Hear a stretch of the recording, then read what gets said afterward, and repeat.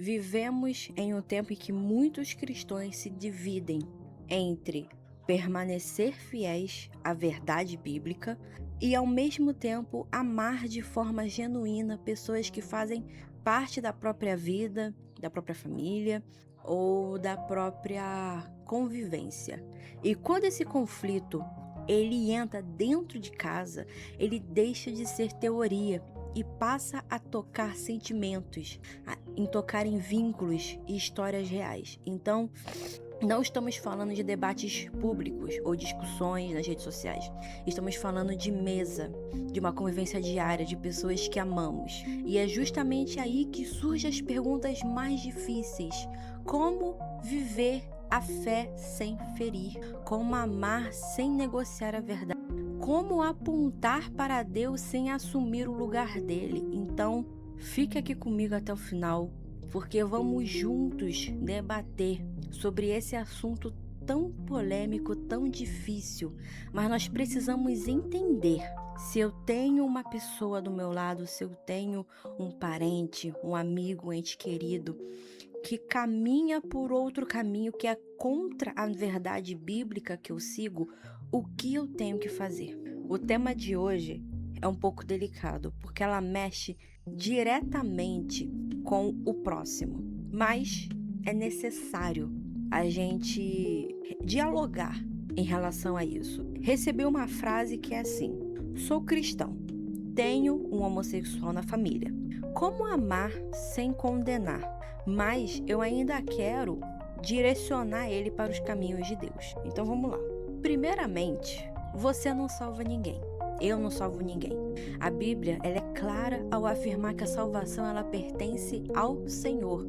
Ela não é resultado de um esforço humano, ou pressão familiar, ou aquela vigilância moral. Ela é resultado de uma obra da graça. Quando esquecemos isso, nós trocamos o evangelho, aquele evangélico puro, por um evangelho de controle.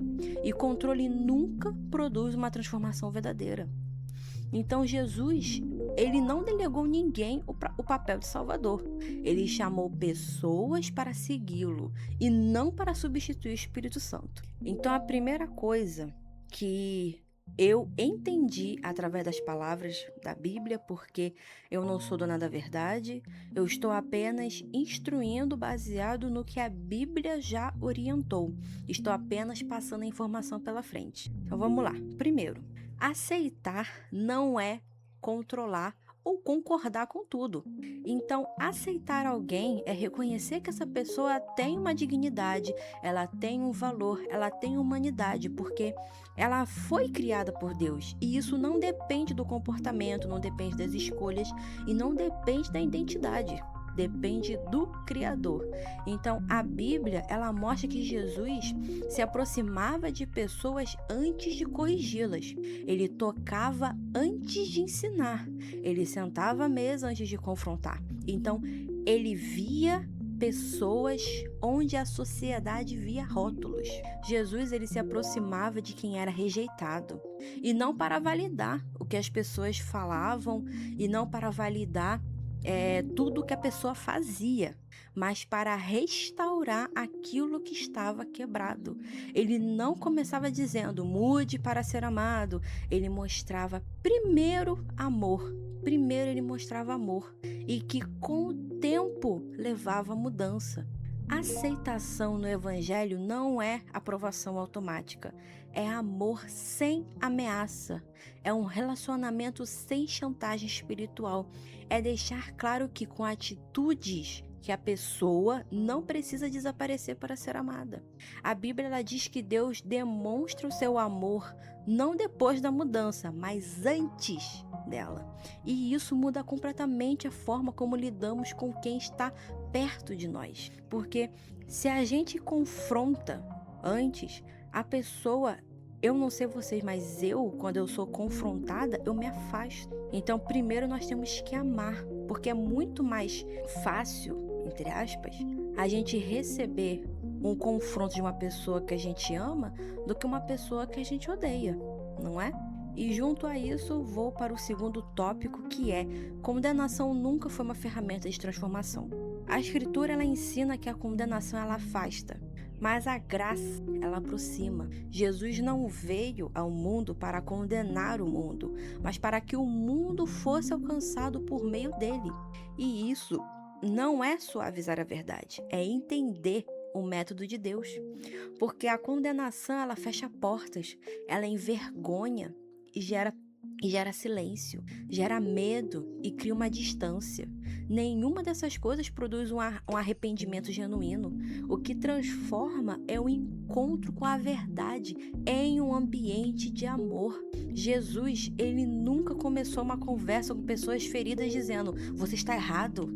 Ele sempre começava dizendo: vem, anda comigo, vem ouvir, vem descansar, porque a transformação, ela acontecia no caminho e não no ataque inicial.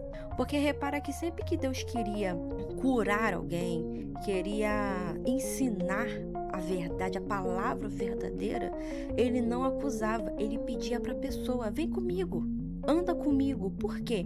Jesus era o exemplo do que aquela pessoa poderia agir, como ela poderia ser. Isso acontece, por exemplo, nos ambientes. Se eu estou com uma saia em cima do joelho e eu vou numa igreja que todo mundo anda com uma saia abaixo do joelho, eu vou estar aprendendo com aquelas pessoas: não, da próxima vez eu vou vir com uma saia abaixo do joelho, porque eu vou estar aprendendo no ambiente que eu estou. Então, se aquela pessoa que você ama muito está em um ambiente a qual aquilo que ela faz é aplaudido, quando chega na sua casa e vê um ambiente que adora a Deus, mas que confronta, vai se afastar. E eu acredito que é isso que acontece com muitas pessoas homossexuais, porque eles vivem um ambiente acolhedor. Por quê? Eles já foram confrontados, as famílias confrontaram eles. Então eu tenho um exemplo, eu tenho um homossexual que na minha família, que vai em um ambiente onde tem outros homossexuais que foram rejeitados por quem eles são. Então eles se acolhem. Aí ele vem pra minha casa, porque é da família, ele vem pra minha casa, eu, por ser evangélica, vou confrontar ele. Falou: não, você tem que corrigir, você está errado. Ele vai se afastar. Por quê? Porque ele já recebeu um ambiente de amor em outro lugar. Então, se alguma coisa acontecer, ele não vai vir até mim, porque ele já foi confrontado. Ele sabe que comigo ele não vai receber o amor que ele precisa. Então, a presença constante de um amor, e no sentido bíblico, esse amor em pessoa era Jesus. Na presença do amor, as pessoas sentem acolhidas para poder confessar os seus problemas, para poder se sentir seguro a ponto de conseguir chorar. E se a sua presença gera um medo constante, gera vergonha, um silêncio defensivo, que a pessoa prefere ficar quieta do que falar qualquer coisa, o evangelho não está sendo comunicado. O que está sendo ouvido é apenas ruídos evangélicos. Ruídos. Porque eu já lidei com uma situação que eu estava no ônibus e uma pessoa entrou com uma Bíblia na mão, simplesmente acusando uma pessoa que estava com uma cerveja na mão, acusando aquela pessoa de ir para o inferno. Irmãos, eu sei que a palavra é dura, a palavra é muito dura, mas ela é dura com quem já entende que Deus é amor. E quando a palavra ela é dura com quem já sabe que Deus é amor, com quem já viu o testemunho, com quem já viveu, então a gente sabe que aquilo que está doendo é para curar. Quem está no mundo não enxerga dessa forma. Então a verdade de Deus, ela nunca precisou ser agressiva. Porque quando a pessoa é agressiva, ela queima o coração do homem. E apóstolo Paulo ensina que a bondade de Deus, ela conduz ao arrependimento e não à humilhação. Não é uma pressão familiar e não é um isolamento emocional. É a bondade que desarma, que constrange, que toca onde a acusação não alcança.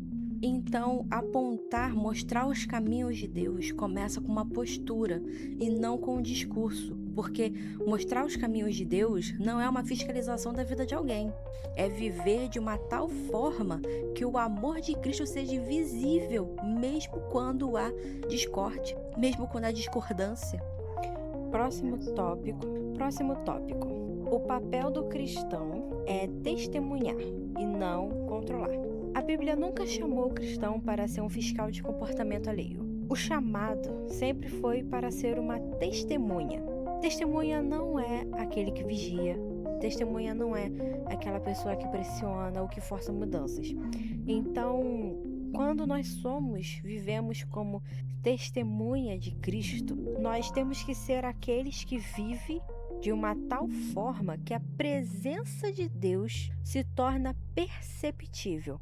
Jesus deixou isso muito claro quando ele disse para os seus seguidores que eles seriam conhecidos não por controle, mas pelo amor.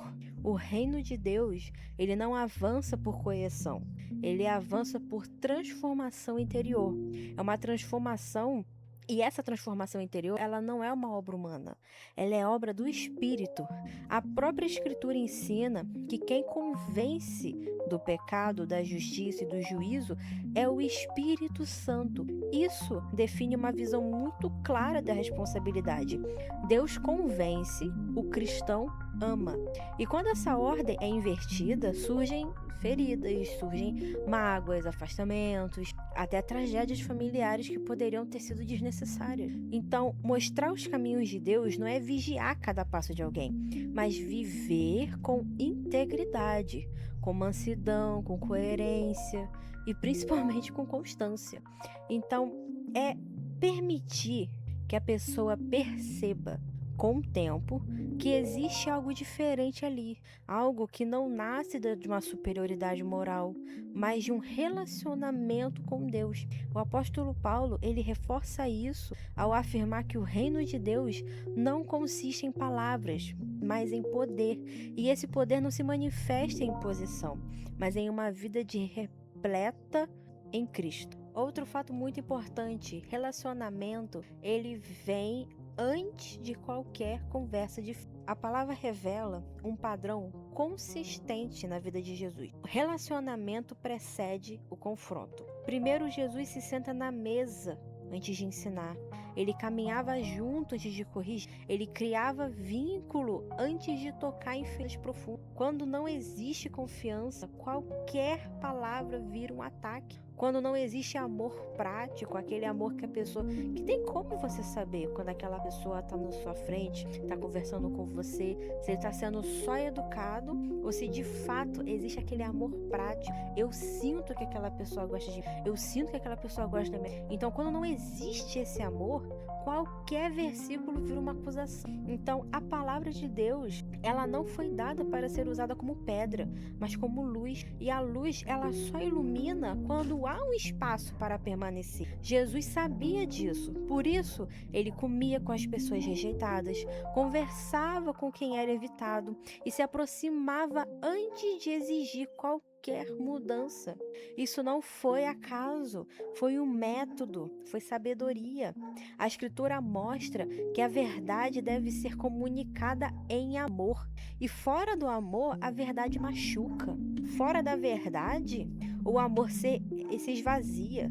Então, o equilíbrio entre os dois só é possível quando existe um relacionamento real.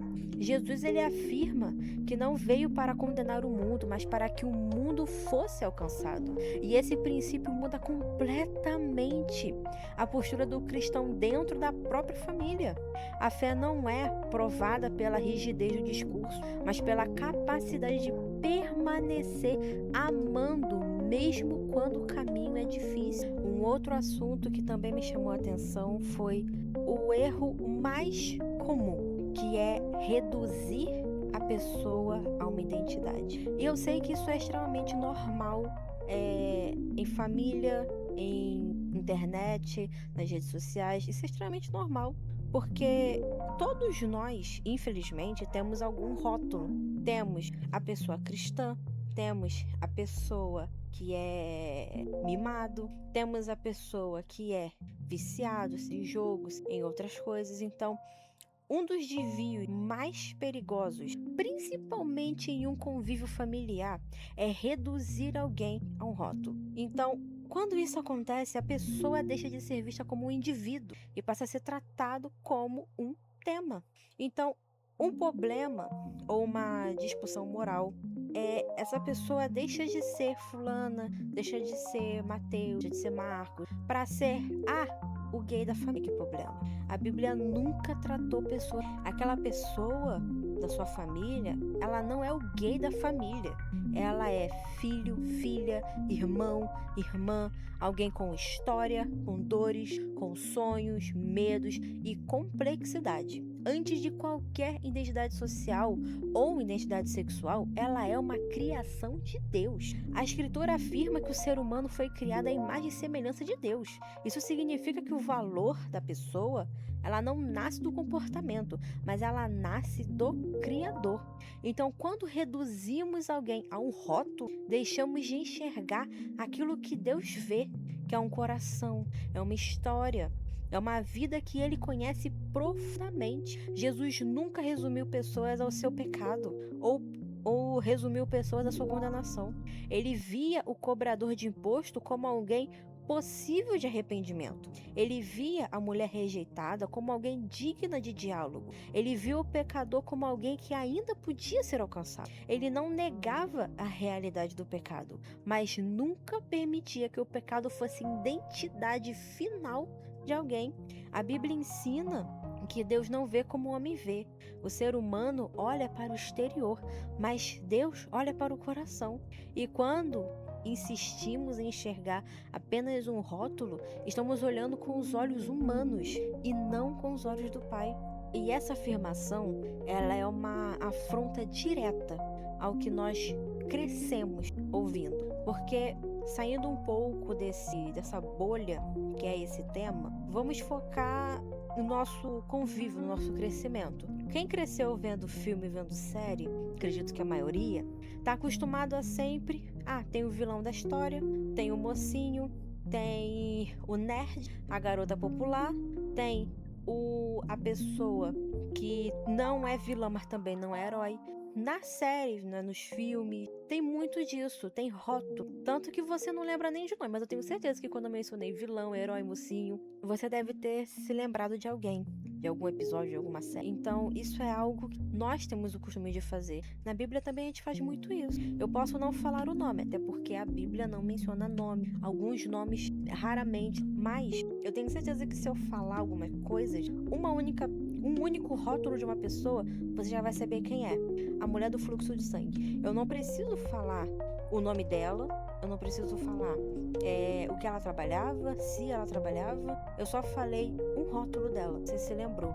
É algo comum no nosso dia a dia nós diminuirmos pessoas do nosso convívio, do nosso mundo real, apenas em um rótulo, porque nós crescemos vendo isso nos filmes, em séries, na Bíblia, muitas das vezes, como o exemplo da mulher do fluxo de sangue. Então, mas nós precisamos conseguir diferenciar isso da vida real. Tudo bem, é um costume, é uma prática, é um hábito, mas é importante nós não trazermos isso para a vida real, principalmente em um ambiente familiar, onde pessoas reais são tão complexas. Seguindo para o próximo, a frase diz: caminhos de Deus são mostrados com vida e não com pressão. A transformação que Deus opera nunca nasce do medo ou da rejeição, mas do encontro com a graça. A Bíblia, ela mostra que o arrependimento verdadeiro, ela surge quando alguém se depara com o amor de Deus e não quando se sente ameaçado pela perda do afeto.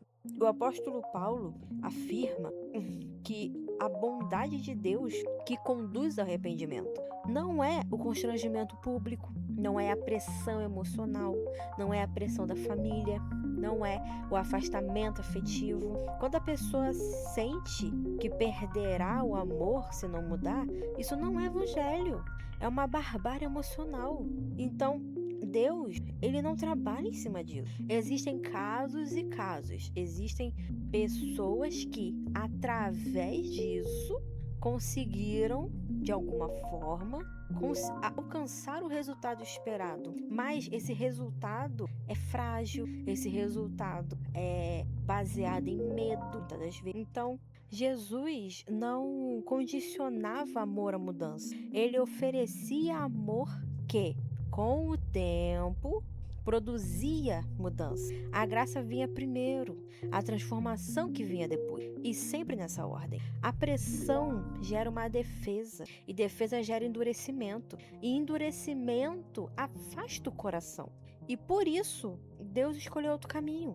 Ele chama, ele convida, ele espera, ele caminha. A verdade é sempre apresentada, mas nunca imposto à força. Mostrar os caminhos de Deus não é exigir resultados imediatos. É viver de forma coerente, paciente, verdadeira. É permitir que a pessoa experimente, através do relacionamento, quem Deus é de fato. Um Deus que confronta o pecado, mas nunca abandona o pecador. E a última frase é: amor cristão não negocia a verdade, mas nunca abandona a pessoa. O amor cristão não é frágil e nem confuso. Ele não precisa escolher entre a verdade e a compaixão, porque em Cristo as duas caminham juntas. Jesus nunca abriu mão da verdade, mas também nunca deixou de se aproximar das pessoas. Ele foi firme no que ensinava. É possível sim ter convicções claras e ainda assim ser em um lugar seguro. Uma coisa não anula a outra. Quando a fé ela se torna incapaz de amar, alguma coisa saiu errado. E quando o amor exige que a fé seja silenciada, algo também está fora do lugar. Porque o Evangelho sempre apontou para esse caminho estreito, equilibrado. Verdade sem amor virá um peso. Amor sem verdade, ela perde a direção. Jesus, ele viveu no meio desse caminho. E é ali que o cristão é chamado a permanecer. Mas eu peço que, apesar do que eu comentei aqui, tudo tem que ser na direção, na sabedoria de Deus. Tem que pedir direção para conversar, tem que pedir direção para mandar mensagem de sabedoria, porque vivemos em um momento em que ser cristão já é uma afronta. Você ser intitulado uma pessoa cristã já significa automaticamente que aquela pessoa que é homossexual, ela não vai gostar de você. Já é algo certo, muitas das vezes. Existem exceções, claro. Deus abençoe por isso. Mas muitas das vezes nós já vamos ser confrontados unicamente pelo evangelho. Então, iniciar uma conversa que já cria uma afronta, não vai trazer essa pessoa para Deus. E mesmo se não trazer da forma como a gente quer, já vai pelo menos fazer com que aquela pessoa pessoal já possa considerar: aquela pessoa não foi tão ruim, nem todos os cristãos são. Aí já começa a brotar uma pequena sementinha que pode florescer, mas a sua parte você fez. Então, se você deseja aprender a viver essa fé madura, que ama sem abandonar e fala a verdade sem ferir, caminhe conosco, porque todos os dias, às 5 da manhã, às 5 da tarde, nós estaremos juntos para ouvir a palavra, meditar nas escrituras, orar, muitas das vezes, clamar pela família, pela vida, pelo coração, alinhar a fé com o amor que Jesus ensinou. Então, aqui não é um espaço de julgamento, aqui é um espaço de crescimento, não é sobre perfeição, é sobre caminhada diária com Deus. Então, venha começar e terminar o dia nesse lugar, porque com oração, palavra e um coração disposto a aprender a amar a Deus como Cristo